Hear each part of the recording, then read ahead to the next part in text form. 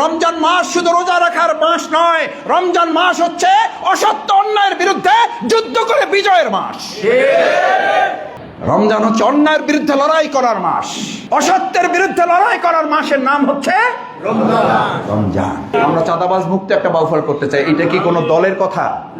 এটা কি ব্যক্তির সুবিধা? না সবাই সুবিধা? আমরা মাদক মুক্ত বাউফল চাই। এটা কি আমাদের কোন একটা ব্যক্তির দরকার না দলের দরকার? না সবাই দরকার? সবাই দরকার। সবাই দরকার হইলে কাজটা ব্যক্তির একার না সবাই? একটা কথা বলে শেষ করে দিই, হুজুর দাঁড়ায় গেছে, কারণ সময় হয়েছে, আমিও বুঝতে পারছি। বসেন না। সেটা হলো, আমি কিন্তু টেকনিক্যালি একটা কাজ করে ফেলছি। সেটা হলো, আমি বলছি এবার বাউফলে ব্যক্তি এমপি হবে না, দল এমপি হবে না, এমপি হবে এই বক্তৃতা শোনেন নাই একবারও? এমপি হবে। তাহলে এবার বাউফল এমপি হয়েছে যারা, একটা হাত জাগান দেখি। বাউফল এবার এমপি হয়েছে কারা? বাউফল এমপি হয়েছে কারা? অন্তর থেকে, অন্তর থেকে বলেন কারা হয়েছে এমপি? এই যে সব এমপিগণ মসজিদে বসে আছেন, ক্যামেরায় কিন্তু ধারণ করা হইল। সুতরাং শফিকুল ইসলাম মাসুদ মিয়া যে সমস্ত ওয়াদা করছে, এই ওয়াদা বাস্তবায়নের দায়িত্ব এমপিদের। 5 বছর পর মাসুদরে ধরলে হবে না, ধরা হবে এই এমপিগণকে। এই ক্যামেরায় ছবি তুলে নিলাম, দেখে দেখে জিজ্ঞেস করবো, কই মাদক বন্ধ হইল না কেন নুরানপুরে? চান্দা বন্ধ হয় নাই কেন? লঞ্চ ঘাটে চান্দা ওঠে কেন এখনো? ঈদের সময় যেন 1 টাকা এখান থেকে লঞ্চের ভাড়া বেশি না নেওয়া হয়।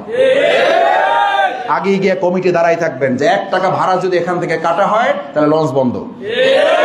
পারবেন? আগে সতর্ক করে দেবেন, 1 টাকা ভাড়া বাড়াবেন না। যদি বাড়াইতে হয় সরকার সিদ্ধান্ত নিলে পারেন, নাহলে বাড়াইতে পারবেন না। রাজি আছেন? রাস্তায় রাস্তায় পুলিশ এবং চৌকিদার, পাহারাদার এরা তো থাকবেই। আপনারা নিজেরা কমিটি করে 5 জন 7 জন 10 জন, ভাই সমাজের দায়িত্ব শুধু পুলিশের না, সমাজের দায়িত্ব আমাদের সবাই। 3 জন 5 জন 7 জন করে যুবকদের কমিটি করে দেবেন। মোটরসাইকেলে এই 3টা 4টার সময় যে লঞ্চগুলো আসবে, 2টার সময় আসে না অনেক সময়, ওই সময় তো রেগুলার লঞ্চ, ওগুলো ইরেগুলার, মানে চলতেই থাকে লঞ্চ। 12টায় আসে, 1টায় আসে, 2টায় আসে। অঘটন ঘটাবার জন্য কিছু দুষ্কৃতিকারী থাকে না? থাকে না? এই দায়িত্ব আমাদের নেওয়া লাগবে না? লাগবে না? লাগবে। মোটরসাইকেল দিয়ে টিম করে দেবেন, ঘরে ঘরে পৌঁছে দেওয়া। ওমর রাদিয়াল্লাহু তাআলা বলেছিলেন, একটা কুকুর যদি রাখে মারা যায়, সেটার দায়িত্ব আমি ওমর গ্রহণ করব। এটা হচ্ছে ইসলাম। আমরা সেরকম ইসলামের একটা রূপ আমাদের নুরানপুরে, আমাদের সূর্যমণিতে আমরা দেখাইতে চাই। পারবো ইনশাআল্লাহ? মাদকের বিরুদ্ধে লড়াই করতে পারবেন ইনশাআল্লাহ? প্রতিদিন করে ধরাই দেবেন। সাহস করে পারবেন না? ইনশাআল্লাহ। আসুন, মসজিদে শুধু খুতবা একটা ওয়াজ মাহফিলের নাম নয়।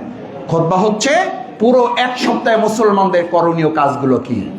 রাসূল সাল্লাল্লাহু আলাইহি ওয়াসাল্লাম পরবর্তী শুক্র জুমাবার পর্যন্ত কি করতে হবে এই মুসলমানদের, ওটা বলে দিতেন এই মেম্বার থেকে।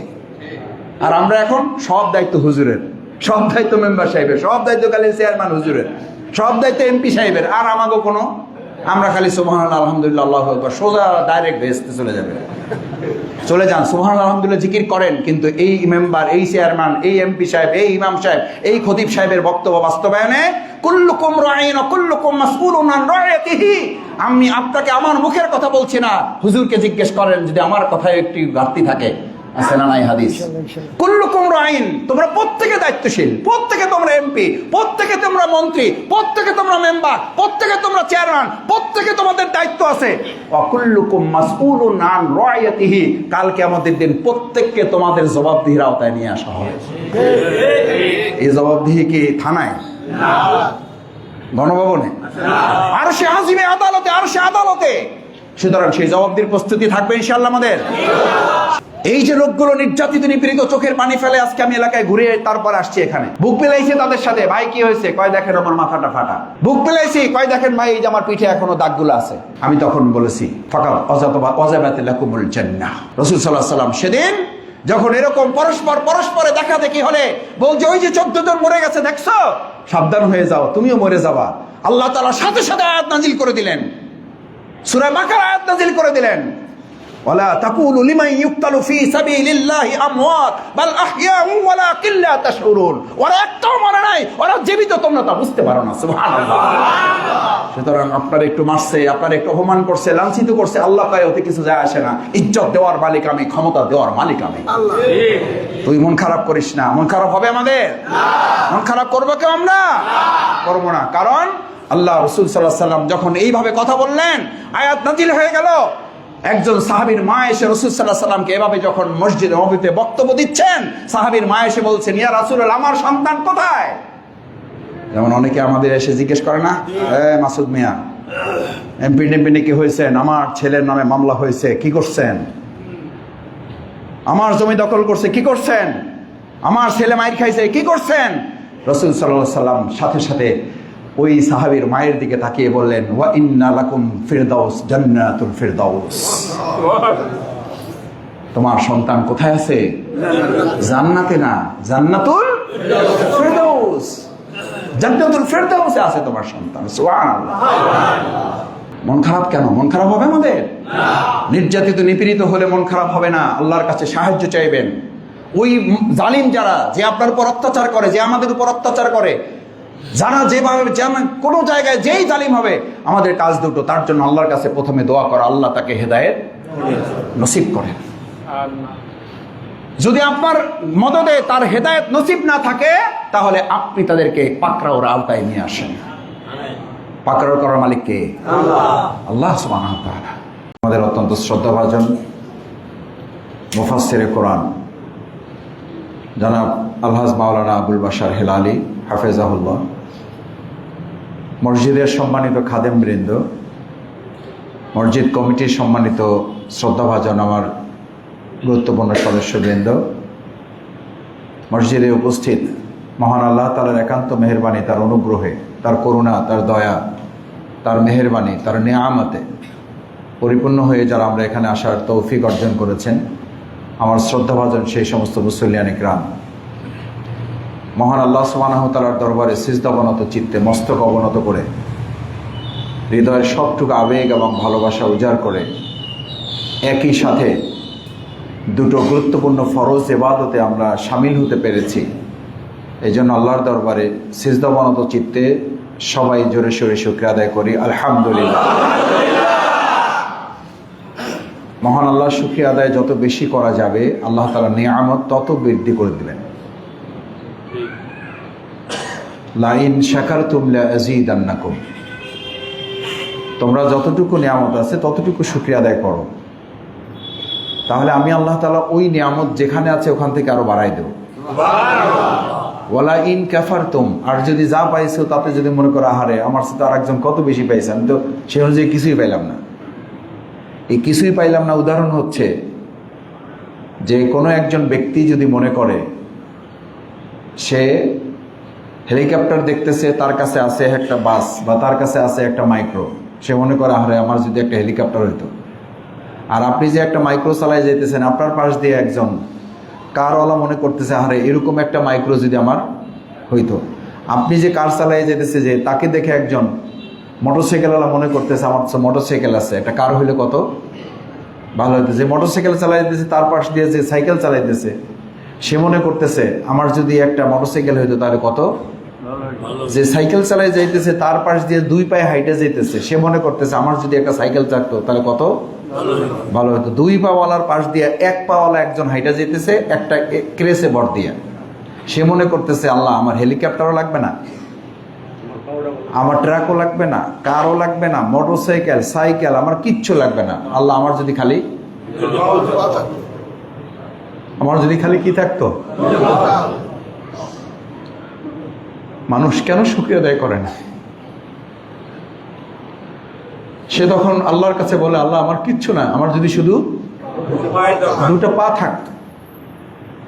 এই দুইটা পা, একজনের পা আছে, আর একটা লোক তখন হামাগুড়ি দিয়ে তার দুটা পার একটাও নেই, সে দুই পায়ের উপর ভর দিয়ে, দেখেন মাঝে মধ্যে রাস্তায় দুই হাতে ভর দিয়ে হাঁটতেছে, তার পিছনটা ধুলা ময়লায়, এমন অবস্থা দেখলে বোঝা যায় এই দুটা পায়ের কত মূল্য আল্লাহ সুবহানাহু ওয়া তাআলা দিয়েছে। দুটা পায়ে ভর দেওয়া ব্যক্তি ওই একটা পাওয়ালা দেখে বলতেছে, আল্লাহ রে, আমি তো একটা স্ক্রেচ তো আমার কেনার শক্তি সামর্থ্য ছিল, একটা পা যদি তুমি আমার দিতা তাহলে তো এই লোকটার মতো আমি একটু হাঁটতে পারতাম। আমার ভাইয়েরা, রাস্তায় মাঝে মধ্যে খেয়াল করবেন এগুলো। আমরা মাঝে মধ্যে ভাবি, পাইলাম না রে, হইল না রে, দিল না রে, আমারে আল্লাহ কিছুই দিল না রে। এই 2 পা দিয়ে ভর দিয়ে যাইতেছে, ওই লোকটা একটু পরে তাকাই দেখে 2টা পাও নাই, 2টা হাতও নাই। এরকম লোক নাই ভাই? এরকম গড়াইতেছে, খালি গড়াইতেছে, দেখছেন? খালি গড়াইতেছে। 2 হাতওয়ালা আল্লাহর দিকে তাকাই বলে, আল্লাহ রে আমার পাও লাগবে না, আল্লাহ রে আমার পাও ধরে, আমার কোনো দুঃখ নাই, আমার 2টা হাত দিচ্ছে, আমি তো এরকম করে পারতেছি, এই 2টা তো হাতও দেও নাই, এ তো খালি গড়াইতেছে।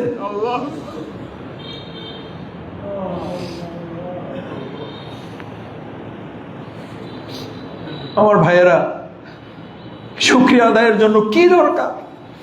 সুস্থ সামর্থ্য এখনো বসে আছেন, অক্সিজেন গ্রহণ করতে পারতেছেন, অক্সিজেন গ্রহণ করতে পারতেছেন, আর কিচ্ছু লাগবে না।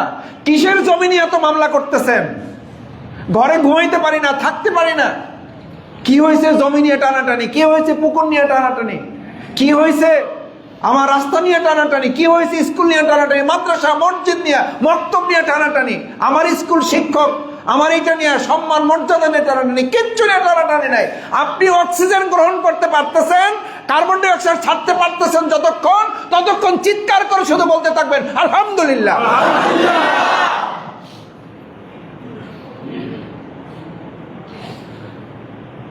গড়াইতে গড়াইতে ওই লোকটা যাইতেছে, হঠাৎ করে এক জায়গায় আঘাত লাগে, মাথা দিয়ে রক্ত পড়তেছে। রাস্তার লোকরা ধরাধরি করে নিয়ে হসপিটালে ঢুকাইছে।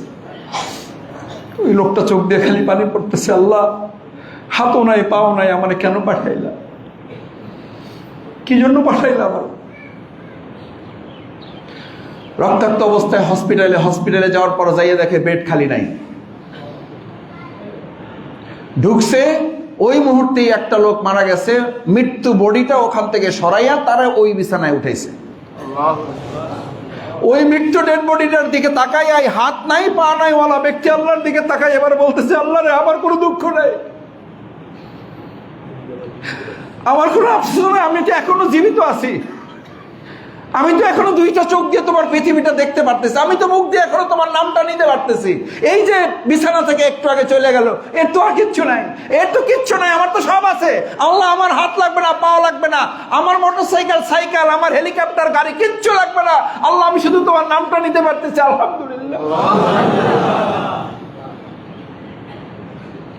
ভাইয়েরা, এটা কি শুকরিয়া আদায় বলে? বিশ্বাস করেন, অভিজ্ঞতা থেকে বলছি, 12 তারিখ আপনারা আমাকে খাদেম হিসাবে দায়িত্ব দিয়েছেন। সমস্যার কোনো অন্ত নাই, সমস্যা শুধু সমস্যা। সকালবেলা, সন্ধ্যাবেলা, দুপুরবেলা, রাত্রিবেলা, সেহরি খাওয়ার পরে গিয়ে দাঁড়ায় আছে, কি সমস্যা? ভাই আমার এই কাগজটা একটু দেখেন, আমার জমি লয়ে গেছে। ভাই আমার এই কাগজটা একটু দেখেন, আমার দোকানটা লয়ে গেছে। আমি বললাম, কেন লয়ে গেছে? যে লয়ে গেছে আমার সে ক্ষমতাবান। ক্ষমতাবান কে? যে আয়াত দিয়ে তেলাওয়াত শুরু করেছে, মুসলিম ভাইয়েরা, আমার মুসলিম কেরাম, আগামীকাল 17 রমাদান, বদর। কিসের ক্ষমতা দেখায়? কি ক্ষমতা আপনার? সূরা আলে ইমরানের 123 নম্বর আয়াত, বিসমিল্লাহির রহমানির রহিম, ওয়া লাকাদ নাসারাকুমুল্লাহু বিবাদরিন ওয়া আনতুম আযিল্লা। আমি তোমাদের বদরের প্রান্তরে সাহায্য করেছিলাম। কোন অবস্থায়? যখন তোমরা ক্ষমতাবান, শক্তিশালী ছিলা। ওয়া আনতুম আযিল্লা, আযিল্লা একদম লাঞ্ছিত, অসহায়, দুস্থ, কিচ্ছু ছিল না তোমাদের, অবহেলিত, শক্তিহীন, ক্ষমতাহীন, দুর্দণ্ড প্রতাপ কিচ্ছু নাই তোমাদের, কোনো কিছুই তোমাদেরকে কেউ চিনত না, পৃথিবীর তোমাদেরকে কেউ তোমাদের নামও জানতো না। এরকম অসহায়, অসচ্ছল, দরিদ্র, এরকম সবচেয়ে অবহেলিত অবস্থায়, বঞ্চিত অবস্থায় আমি আল্লাহ ওয়ালাকাদ নাসারাকুমুল্লাহু বিবাদরিন, বদরের প্রান্তরে আমি আল্লাহ সাহায্য করেছি। সুতরাং দায়িত্ব 2টা। কয়টা? 2টা। যেহেতু সাহায্য করছি, দায়িত্ব কয়টা? 2টা। ফাত্তাকুল্লাহ। এখন আর কাউরে ভয় পাবা না, কাউকে ভয় পাবে না। কোন দুর্দণ্ড প্রতাপওয়ালা, কোন চাঁদাবাজ, কোন সন্ত্রাসী, কোন দখলদার, কাউকে ভয় করবে না। এখন শুধু ভয় করবা কাকে? কারণ আমি সাহায্য করে দেখাইছি যে আমি সাহায্য করে সবচেয়ে দুর্বলটাকে আমি বিজয় করতে পারি। সে কে? আল্লাহ। এটা বদরের প্রথম শিক্ষা। এক আল্লাহ ছাড়া আর কাউকে ভয় করা যাবে না। এটা রাজনীতি? এটা রাজনীতি? এটা নির্বাচন? এটা ধমক দিতেছি আমরা কাউকে? কার ধমক? কার ধমক? ফাত্তাকুল্লাহ। এবার আল্লাহ বলেন, আমি সাহায্য করে তোদের সবচেয়ে দুর্বল অবস্থা থেকে তোদেরকে যেহেতু আমি বিজয় করে দিয়েছি, এখন ফাত্তাকুল্লাহ, এক আল্লাহ ছাড়া কারো ভয় করবি না তোরা। আমরা এক আল্লাহ ছাড়া কাউকে ভয় করি না। কাকে ভয় করি? কাকে ভয় করেছি আমরা? কাকে ভয় করব আমরা? এটা কার শিক্ষা? এটা কোন যুদ্ধের শিক্ষা? বদরের যুদ্ধের শিক্ষা। শুকরিয়া দিয়ে কেন শুরু করেছে জানেন? এই আয়াতের শেষ শব্দ ফাত্তাকুল্লাহ লাআল্লাকুম তাশকুরুন। তোমরা আল্লাহকে ভয় করো, তাহলে তোমরা আল্লাহর শুকর গুজার করতে পারবা। আর আল্লাহ শুকর গুজার যদি করো, তাহলে শুধু বদর না, এরপরে আরো বহু বিজয় তোমাদের জন্য অপেক্ষা করছে। সুবহানাল্লাহ। তোমরা কষ্ট করছো, নির্যাতিত নিপীড়িত হয়েছো, তোমাদেরকে খালি 12 তারিখে বিজয় করবো না, তোমাদেরকে আরো বড় বড় বিজয় আমি আল্লাহ দান করতে পারি। পারেন না? পারেন না? ওই আল্লাহ ছিলেন, আছেন, একটু দুর্বল হয়ে গেছে। আস্তাগফিরুল্লাহ, আস্তাগফিরুল্লাহ বলেন। ওই আল্লাহ আছেন এবং তার ক্ষমতা নিয়েই তিনি আছেন। লাআল্লাকুম তাশকুরুন। তোমরা শুকরিয়া আদায় করো, তোমরা অহংকার করো না। এটা বলতে চাইও না হেলালি হুজুর কি করছি 12 তারিখ, এটা আপনি জানেন না, আমি না থাকলে এই নুরানপুর কেউ পাহারা দিতে পারতো না। এটা শুকরিয়া না? এটা শুকরিয়া? শুকরিয়া কি? আমি কিছুই করতে পারি নাই, আমার কিছুই করার ছিল না, আমি কিছু করতে পারতাম না ভাই। যা কিছু করে দিয়েছেন কে? আপনি করেছেন, নিশ্চয়ই করেছেন। যা করেছেন সেটা অনুমোদন, অনুগ্রহ, দয়া, মায়া, আপনার প্রতি মহব্বত করে ওটুকু করার সুযোগ তৈরি করে দিয়েছেন কে? এটার নাম হচ্ছে শুকরিয়া।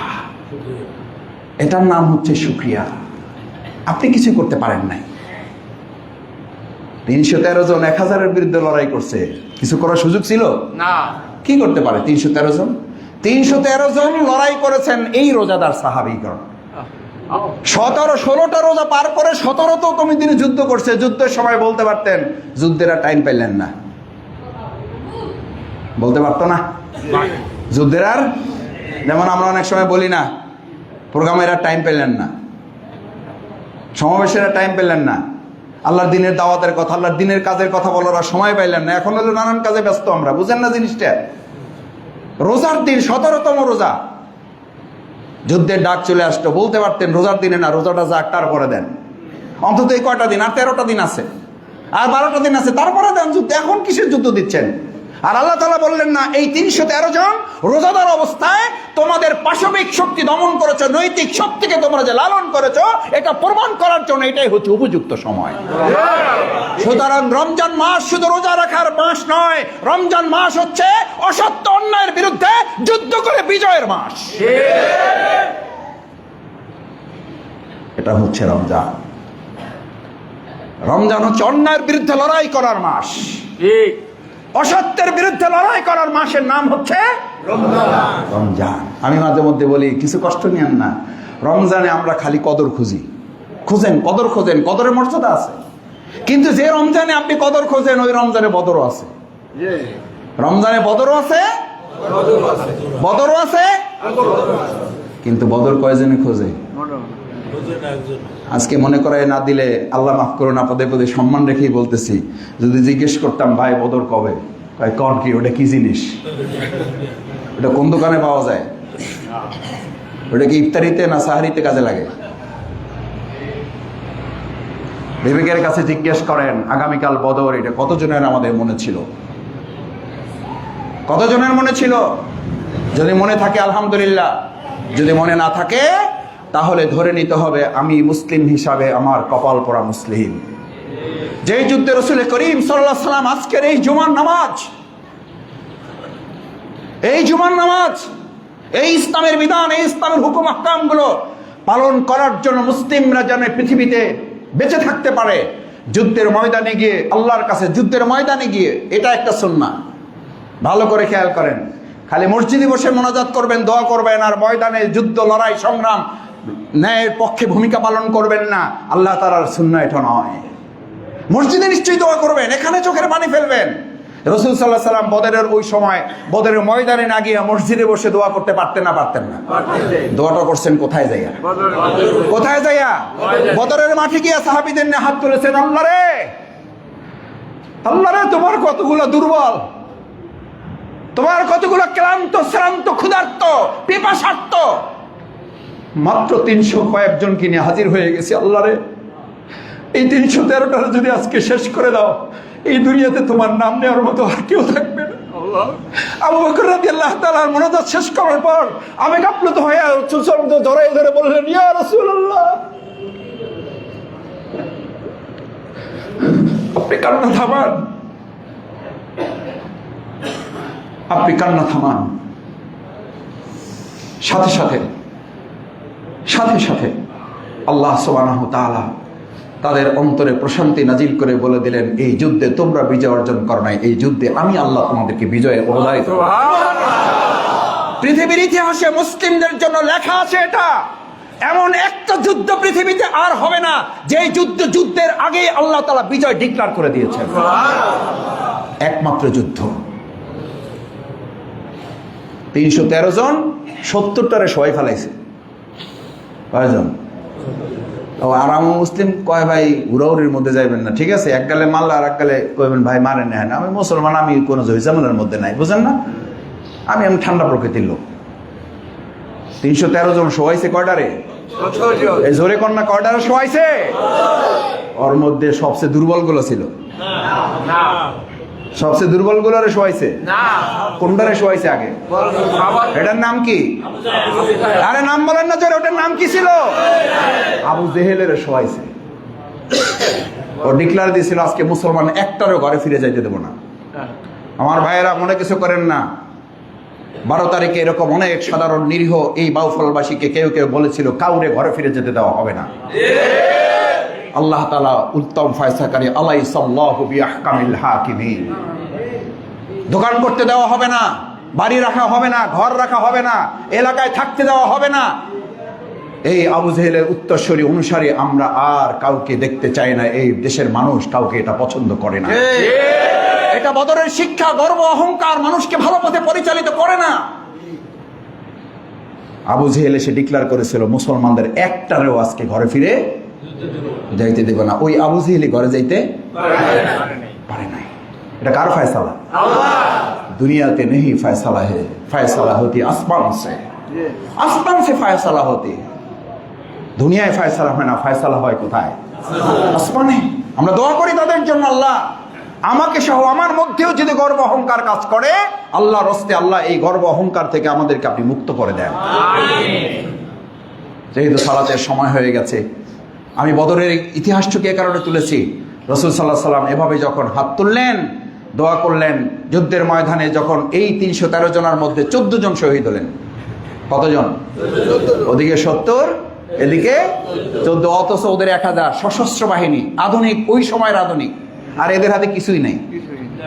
313 হুদা। আর আমাদের এই জামানায় এরকম হুদাওয়ালা 313 আছে না নাই? এরকম এখনো রাস্তাঘাটে কয় ভাই আমার ডর দেখায়। আমি ডর দেখায় কয় ভাই আমার কিছু নাই, আছে না নাই? আমি তাদেরকে বলি ওয়া আনতুম আজিল্লাহ ফাত্তাকুল্লাহ, আল্লাহকে ভয় করুন, লাআল্লাকুম তাশকুরুন। যা আছে তাই নিয়ে আল্লাহ শুকরিয়া আদায় করুন। আল্লাহ বদরের মতো আপনাকেও এই জালিমদের বিরুদ্ধে বিজয় দান করবে।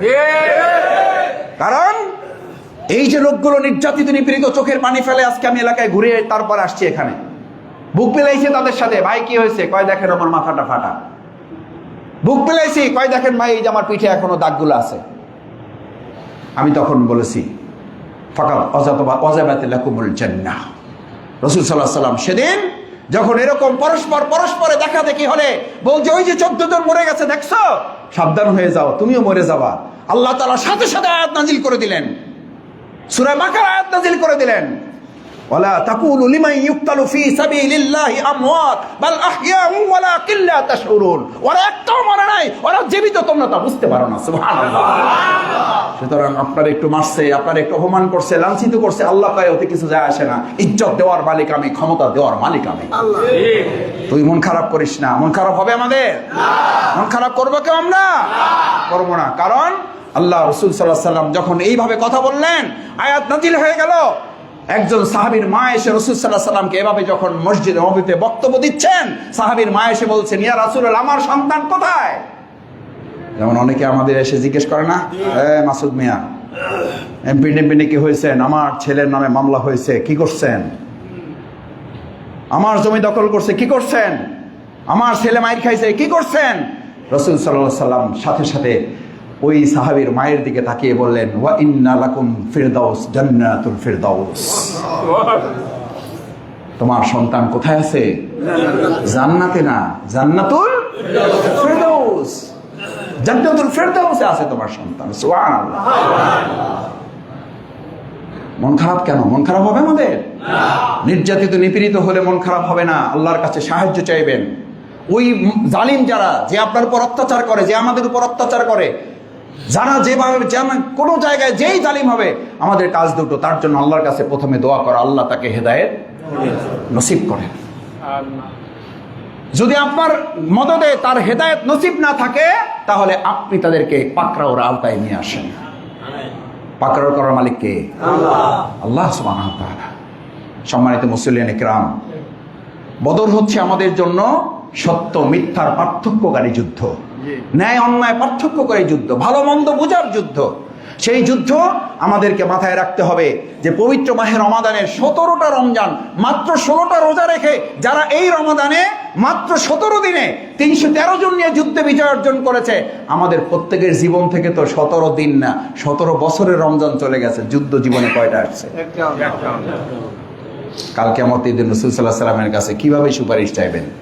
আমি এখন বলছি না যুদ্ধ চাইয়ে নিয়ে আসেন, কিন্তু আমাদের জীবনে এরকম প্রতিদিন ছোট ছোট যুদ্ধ আছে না নাই? আছে। চোখের যুদ্ধ, হাতের যুদ্ধ, অন্তরের যুদ্ধ, গীবতের যুদ্ধ। কেউকে আমরা প্রতিহিংসা করব না, কারো বিরুদ্ধে গালিগালাজ করব না, কারো হক আমরা নষ্ট করব না। আমি চাইলেই দোকানটা বন্ধ করতে পারি, করব না। এটা কার সাথে যুদ্ধ? রাসূল সাল্লাল্লাহু আলাইহি ওয়াসাল্লাম সমস্ত যুদ্ধ শেষ হয়ে গেছে। সাহাবা ইজমাইন কেরামগণ এসে জিজ্ঞেস করছেন, ইয়া রাসূলুল্লাহ, আমাদের আর কোনো যুদ্ধ বাকি আছে? রাসূল সাল্লাল্লাহু আলাইহি ওয়াসাল্লাম বলছেন আছে। বলছে সেটা কি? বলছে সেটা জিহাদে আকবার। আল্লাহু আকবার। সেটার নাম হলো জিহাদে আকবার, সবচেয়ে বড় যুদ্ধ। বলছি ইয়া রাসূলুল্লাহ, বড় যুদ্ধ ওটা কি জিনিস? এর চেয়ে বড় যুদ্ধ আছে আমাদের? বলছে হ্যাঁ আছে। ওইটার নাম হলো নফসের সাথে যুদ্ধ, নিজের সাথে নিজের যুদ্ধ। চাইলেই চোখ একটা অন্যায় করতে পারে, চোখটা বন্ধ করে ফেলা। চাইলে হাত একটা মানুষকে ঘুষিয়ে দিতে পারে, দেব না, আমার ক্ষমতা আছে, আমি দেব না। কাকে ভয় করে? এটা হাতের যুদ্ধ। আমি চাইলে একজনের দোকান বন্ধ করে দিতে পারি, দেব না। এটা কার যুদ্ধ? আমার সাথে আল্লাহতে নফসের যুদ্ধ। এই নফসের যুদ্ধ, এই যুদ্ধ, বদরের যুদ্ধ জীবনে একবার আসে, উহুদ জীবনে একবার আসে, খায়বার একবার আসে, খন্দক একবার আসে, যুগে যুগে ফিরে আসে। কিন্তু নফসের সাথে যুদ্ধ মিনিটে মিনিটে না, সেকেন্ডে সেকেন্ডে। এই যুদ্ধকে রাসূল সাল্লাল্লাহু আলাইহি ওয়াসাল্লাম বলেছেন জিহাদে আকবার। এই হচ্ছে বড় জিহাদ। এই যুদ্ধে কি আমরা জিততে পারবো? ইনশাআল্লাহ জিততে পারবো। তাহলে আল্লাহ তাআলা আমাদের বদরের সাহাবী, আমাদের উহুদ, এই সমস্ত সাহাবীদের মর্যাদায় আমাদেরকেও আল্লাহ তাআলা যেন শামিল করেন। সকলে বলুন আমিন। সম্মানিত মুসলিয়ান ইকরাম, দোয়া করবেন আপনারা আপনাদের প্রিয় সন্তান, আপনাদের ছোট ভাই, তাকে আস্থা রেখে বিশ্বাস করে যে পবিত্র আমানত আপনারা তার ঘাড়ে তুলে দিয়েছেন। আমি বলেছিলাম আপনাদেরকে এই মসজিদে ইনশাআল্লাহ এবার বাউফলে আমরা দুর্নীতি মুক্ত একটা বাউফল করব। আল্লাহ যেন তৌফিক দেয় আমাদের। আমরা চাঁদাবাজ মুক্ত একটা বাউফল করতে চাই। এটা কি কোনো দলের কথা? এটা কি ব্যক্তির সুবিধা? না সবাই সুবিধা? আমরা মাদক মুক্ত বাউফল চাই। এটা কি আমাদের কোন একটা ব্যক্তির দরকার না দলের দরকার? না সবাই দরকার? সবাই দরকার। সবাই দরকার হইলে কাজটা ব্যক্তির একার না সবাই? একটা কথা বলে শেষ করে দিই, হুজুর দাঁড়ায় গেছে, কারণ সময় হয়েছে, আমিও বুঝতে পারছি। বসেন না। সেটা হলো, আমি কিন্তু টেকনিক্যালি একটা কাজ করে ফেলছি। সেটা হলো, আমি বলছি এবার বাউফলে ব্যক্তি এমপি হবে না, দল এমপি হবে না, এমপি হবে, এই বক্তৃতা শোনেন নাই একবারও, এমপি হবে। তাহলে এবার বাউফলে এমপি হয়েছে যারা, একটা হাত জাগান দেখি। বাউফল এবার এমপি হয়েছে কারা? বাউফল এমপি হয়েছে কারা? অন্তর থেকে বলেন কারা হয়েছে এমপি? এই যে সব এমপিগণ মসজিদে বসে আছেন, ক্যামেরায় কিন্তু ধারণ করা হইল। সুতরাং শফিকুল ইসলাম মাসুদ মিয়া যে সমস্ত ওয়াদা করছে, এই ওয়াদা বাস্তবায়নের দায়িত্ব এমপিদের। 5 বছর পর মাসুদরে ধরলে হবে না, ধরা হবে এই এমপিগণকে। এই ক্যামেরায় ছবি তুলে নিলাম, দেখে দেখে জিজ্ঞেস করবো কই মাদক বন্ধ হইল না কেন? নুরানপুরে চান্দা বন্ধ হয় নাই কেন? লঞ্চ ঘাটে চান্দা ওঠে কেন এখনো? ঈদের সময় যেন 1 টাকা এখান থেকে লঞ্চের ভাড়া বেশি না নেওয়া হয়। আগে গিয়ে কমিটি দাঁড়াই থাকবেন যে 1 টাকা ভাড়া যদি এখান থেকে কাটা হয় তাহলে লঞ্চ বন্ধ। পারবেন? আগে সতর্ক করে দেবেন, 1 টাকা ভাড়া বাড়াবেন না। যদি বাড়াইতে হয় সরকার সিদ্ধান্ত নিলে পারেন, নাহলে বাড়াইতে পারবেন না। রাজি আছেন? রাস্তায় রাস্তায় পুলিশ এবং চৌকিদার, পাহারাদার এরা তো থাকবেই। আপনারা নিজেরা কমিটি করে 5 জন 7 জন 10 জন, ভাই সমাজের দায়িত্ব শুধু পুলিশের না, সমাজের দায়িত্ব আমাদের সবাই। 3 জন 5 জন 7 জন করে যুবকদের কমিটি করে দেবেন। মোটরসাইকেলে এই 3টা 4টার সময় যে লঞ্চগুলো আসবে, 2টার সময় আসে না অনেক সময়, ওই সময় তো রেগুলার লঞ্চ, ওগুলো ইরেগুলার, মানে চলতেই থাকে লঞ্চ। 12টায় আসে, 1টায় আসে, 2টায় আসে। অঘটন ঘটাবার জন্য কিছু দুষ্কৃতিকারী থাকে না? এই দায়িত্ব আমাদের নেওয়া লাগবে না? লাগবে। মোটরসাইকেল দিয়ে টিম করে দেবেন, ঘরে ঘরে পৌঁছে দেওয়া। ওমর রাদিয়াল্লাহু তাআলা বলেছিলেন, একটা কুকুর যদি রাখে মারা যায়, সেটার দায়িত্ব আমি ওমর গ্রহণ করব। এটা হচ্ছে ইসলাম। আমরা সেরকম ইসলামের একটা রূপ আমাদের নুরানপুরে, আমাদের সূর্যমণিতে আমরা দেখাইতে চাই। পারবো ইনশাআল্লাহ? মাদকের বিরুদ্ধে লড়াই করতে পারবেন ইনশাআল্লাহ? প্রতিদিন করে ধরাই দেবেন। সাহস করে পারবেন না ইনশাআল্লাহ? আসুন, মসজিদে শুধু খুতবা একটা ওয়াজ মাহফিলের নাম নয়। খুতবা হচ্ছে পুরো 1 সপ্তাহে মুসলমানদের করণীয় কাজগুলো কি। রাসূল সাল্লাল্লাহু আলাইহি ওয়াসাল্লাম পরবর্তী শুক্র জুমাবার পর্যন্ত কি করতে হবে এই মুসলমানদের, ওটা বলে দিতেন এই মেম্বার থেকে। আর আমরা এখন সব দায়িত্ব হুজুরের, সব দায়িত্ব মেম্বার সাহেবের, সব দায়িত্ব খালি চেয়ারম্যান হুজুরের, সব দায়িত্ব এমপি সাহেবের। আর আমাকে কোনো, আমরা খালি সুবহানাল্লাহ আলহামদুলিল্লাহ আল্লাহু আকবার, সোজা ডাইরেক্ট ভেস্তে চলে যাবে। চলে যান, সুবহানাল্লাহ আলহামদুলিল্লাহ জিকির করেন, কিন্তু এই মেম্বার, এই চেয়ারম্যান, এই এমপি সাহেব, এই ইমাম সাহেব, এই খতিব সাহেবের বক্তব্য বাস্তবায়নে কুল্লুকুম রাঈন ওয়া কুল্লুকুম মাসউলুন আন রাইয়াতিহি। আমি আপনাকে আমার মুখের কথা বলছি না, হুজুরকে জিজ্ঞেস করেন যদি আমার কথায় একটু ঘাটতি থাকে। আছে না নাই হাদিস? কুল্লুকুম রাঈন, তোমরা প্রত্যেকে দায়িত্বশীল, প্রত্যেকে তোমরা এমপি, প্রত্যেকে তোমরা মন্ত্রী, প্রত্যেকে তোমরা মেম্বার, প্রত্যেকে তোমরা চেয়ারম্যান, প্রত্যেকে তোমাদের দায়িত্ব আছে। ওয়া কুল্লুকুম মাসউলুন আন রাইয়াতিহি, কাল কিয়ামতের দিন প্রত্যেককে তোমাদের জবাবদিহির আওতায় নিয়ে আসা হবে। এই জবাবদিহি কি থানায়? না। গণভবনে? আরশে আজিমে আদালতে, আরশে আদালতে। সুতরাং সেই জবাবদিহির প্রস্তুতি থাকবে ইনশাআল্লাহ আমাদের। সমাজে সবাই কাঁধে কাঁধ মিলিয়ে দল মতের ঊর্ধ্বে উঠে কাজ করতে পারবো ইনশাআল্লাহ। সূর্যমণিটা নিরাপদ থাকবে ইনশাআল্লাহ। মাদক মুক্ত থাকবে ইনশাআল্লাহ। আল্লাহ সুবহানাহু ওয়া তাআলা আমাদের কবুল করুন। একটু সময় নিয়ে ফেললে মাফ করে দেবেন। কোনো কথায় যদি দল মত কেউ কষ্ট পেয়ে থাকেন, বিশ্বাস করুন বুঝাতে গিয়ে হয়তো বলে ফেলেছি। আমার কোনো দল টার্গেট নেই, আমার দল একটা, সেটা হলো ইসলাম। আর একটা দলের নাম হলো বাউফলবাসী। কয়টা দল? একটা হলো ইসলাম, একটা হলো বাউফলবাসী।